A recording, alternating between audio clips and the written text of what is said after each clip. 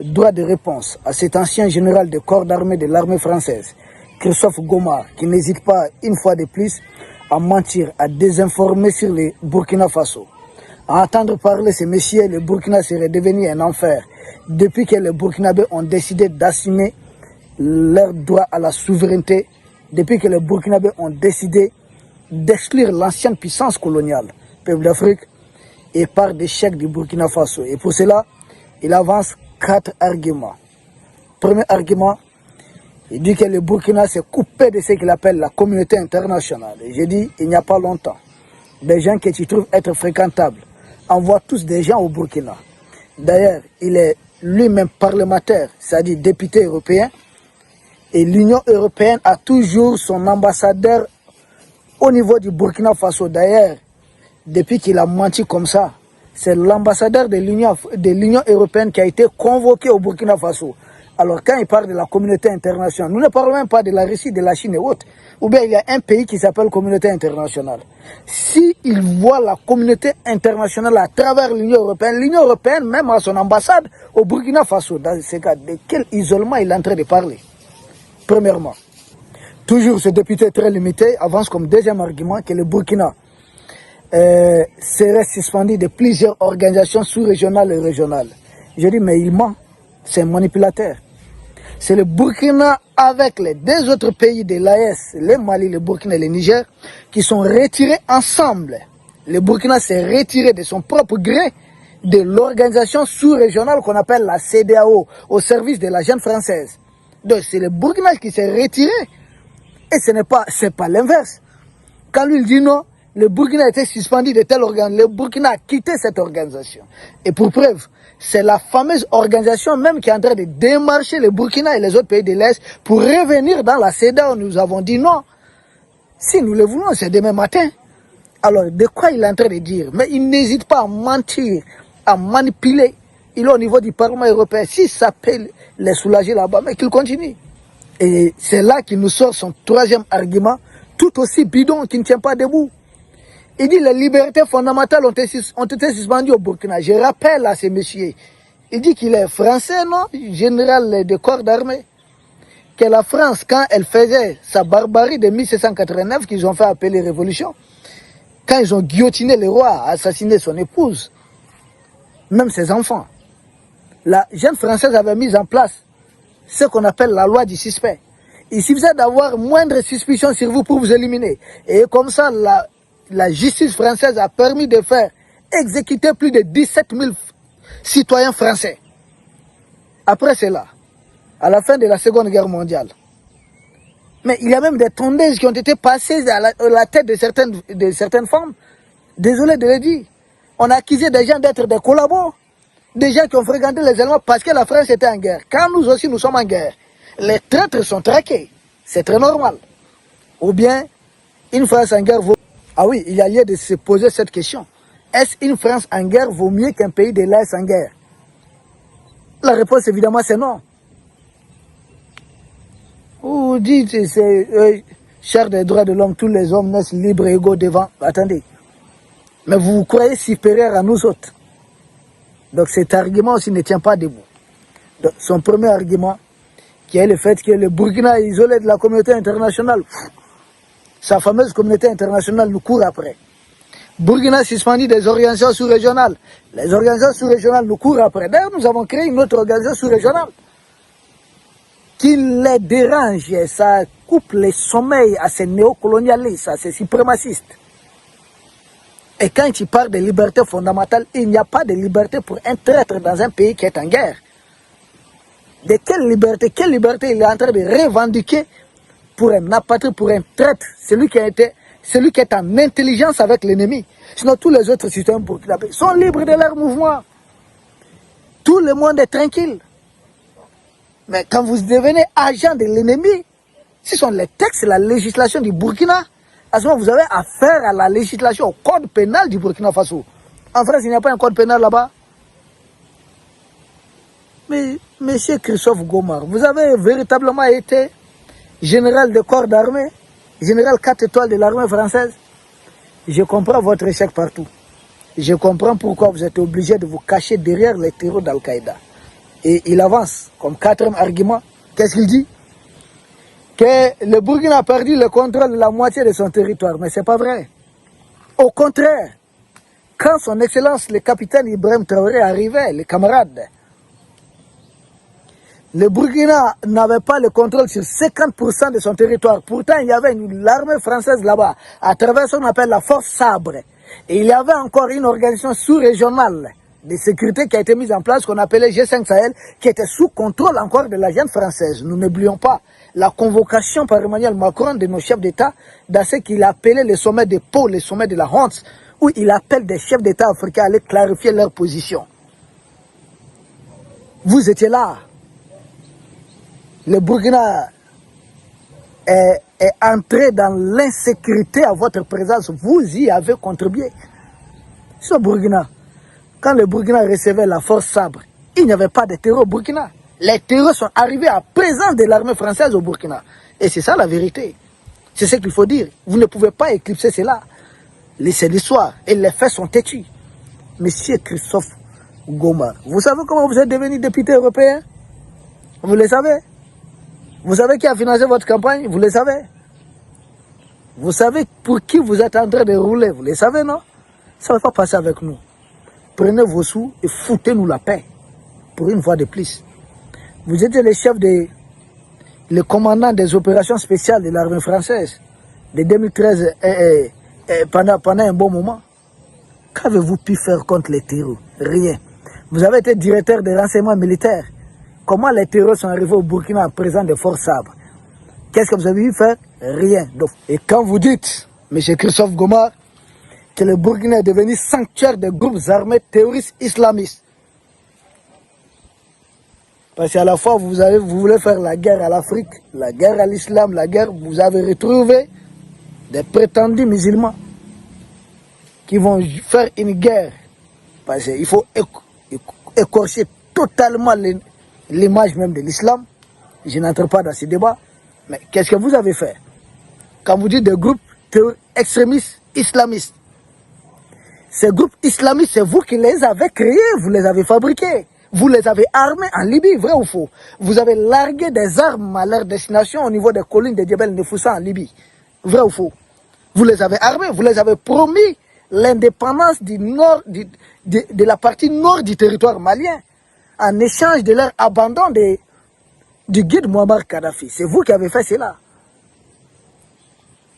Maintenant, vous les traitez d'extrémistes. Vous les avez accompagnés, vous les avez utilisés. Donald Trump l'a dit l'autre jour. Vous les avez accompagnés pour renverser Bachar al-Assad. Maintenant, vous les traitez des extrémistes. Bizarrement, vous utilisez ces extrémistes, mais quand vous êtes face à vos concitoyens, à vos ressortissants, vous diabolisez Al-Qaïda. Or, en réalité, Al-Qaïda est votre outil de travail. C'est votre instrument de travail. Pourquoi vous ne le dites pas à votre opinion? Que c'est vous qui êtes en train d'appuyer ces terreaux d'Al-Qaïda pour combattre le Burkina que vous êtes en train d'accuser aujourd'hui. Pourquoi vous ne dites pas que ce sont vos médias, que certains de vos médias propagande ont été suspendus du Burkina Faso, tout simplement parce que ces médias étaient en train de soutenir les actions des groupes armés terroristes. Christophe Goma, vous le savez. Pourquoi RFI est suspendu du Burkina? Pourquoi France 24 est suspendu? Pourquoi TV5 ici, dans l'espace AES? Pourquoi LCI au Mali? Pourquoi tous ces médias sont subitement tout d'un coup suspendus, soudainement suspendus de l'espace AES? Pourquoi? Parce que ces médias font l'apologie d'Al-Qaïda. Et ces médias, je ne parle pas de LCI, les autres sont financés aux frais du contribuable français. Vous le savez quand même. Ou européens, pour le cas de TV5, qui a d'autres partenaires. Vous le savez. LCI, vous connaissez qui est le boss? Pourquoi vous roulez pour ces médias? Qu'est-ce que le boss de LCI veut en Afrique? Vous le savez? Quand vous ne maîtrisez pas certains sujets, Monsieur Christophe Goma, je vous conseille de vous taire. On vous paye. D'accord? Bouffez ça tranquillement et taisez-vous. Les dossiers de Burkina, vous devez avoir honte d'en parler. Qui a fait assassiner les guides Thomas Sankara au Burkina et le faire remplacer par Blaise? Ensuite, vous-même, comment vous avez déposé Blaise Compaoré? Comment est-ce à votre présence, les terroristes sont arrivés depuis le Mali, vous avez aidé ces terroristes de la Libye au Mali, du Mali au Burkina, comment est-ce que vous les avez aidés? Dites ça à votre opinion, M. Christophe Goma. Pourquoi vous ne le dites pas? C'est bizarre quand même. C'est bizarre et c'est étonnant. Les faits sont têtus. Et Christophe Goma, quand vous ajoutez que le Burkina est devenu même une menace pour certains voisins, j'ai dit, mais vous avez réfléchi à deux fois. Les voisins dont vous évoquez abritent des bases terroristes qui attaquent le Burkina Faso. Et puis chez ces voisins, vous avez votre armée là-bas. Pourquoi vous ne dites pas la vérité aux gens? Tu as cité la Côte d'Ivoire. Il y a une base militaire française au Burkina, en Côte d'Ivoire, oui ou non? Oh oui. Pourquoi vous ne dites pas que quand les terroristes sont arrivés au Burkina Faso, vous étiez présent à travers la force Sabre? Pourquoi vous ne le dites pas? Et que vous êtes présent en Côte d'Ivoire.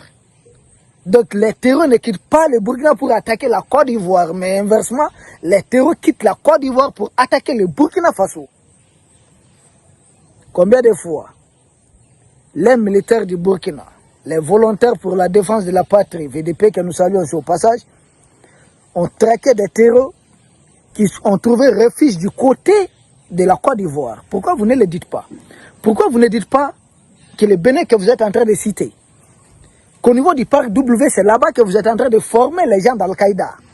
Monsieur Christophe Goma, pourquoi vous ne le dites pas? Dites ça, ayez ce courage. Ils vont vous couper quoi? Des primes, des salaires, vous serez sanctionné, ils vont sortir un de vos dossiers sales, c'est ça?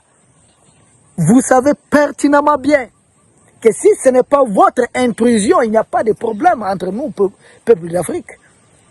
Quel problème les Nigériens vont avoir avec des Béninois? Rien. C'est vous qui êtes ces problèmes. Monsieur Christophe Goma, vous, quel problème entre Maliens et Ivoiriens? Aucun. C'est vous le problème. Vous vous êtes implanté militairement de l'autre côté pour essayer de nous déstabiliser. Les terroristes d'Al-Qaïda ravitaillés à partir de l'avion en 124 de Zelensky qui a fait escale chez vous là-bas. C'était pour transporter quoi? Dites ça à votre opinion. Des drones que vous livrez à ces terroristes là. Allez-y, dites ça. Ne manipulez pas. C'est un révolu où vous aviez le monopole de désinformer ou je sais pas, de l'information, de désinformation. C'est un révolu, M. Christophe Goma. Que des voisins qui ont une bonne santé économique. Nous-mêmes, nous avons une bonne santé économique. Malgré vos attaques, nous ne mendions pas. Nous ne quémandons pas. Nous ne supplions pas. Nous ne rampons pas pour vivre. Non. Vous envoyez vos terroristes d'Al-Qaïda attaquer des gens même dans les champs. Attaquer nos usines. Attaquer nos camions citernes. Dire que vous allez mettre blocus autour de Bamako. Nous livrer une vraie guerre économique. C'est une guerre par procuration que vous êtes en train de livrer contre nous en utilisant vos mercenaires d'Al-Qaïda. Monsieur Christophe Goma, dites ça. C'est ça la vérité. Et le courage de le dire. Vous devez réfléchir à deux fois avant de parler. Sinon nous allons vous répondre.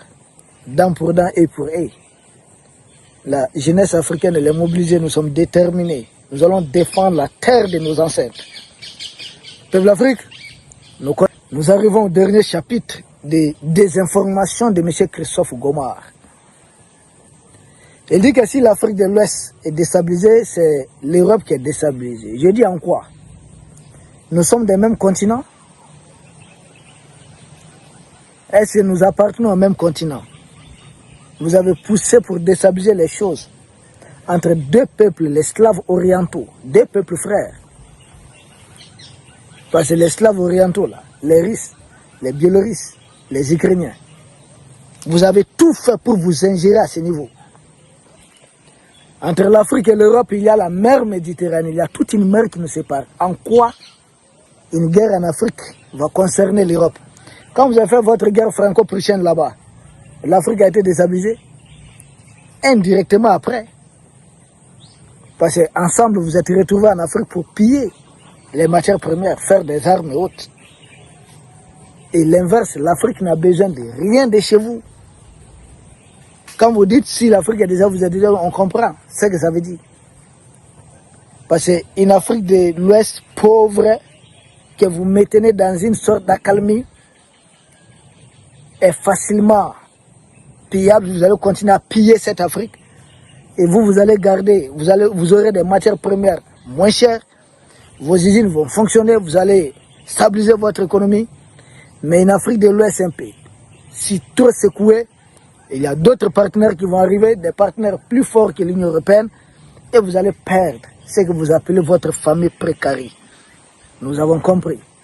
Mais rassurez-vous, c'est notre guerre d'indépendance et de souveraineté vraie. Nous n'allons pas céder.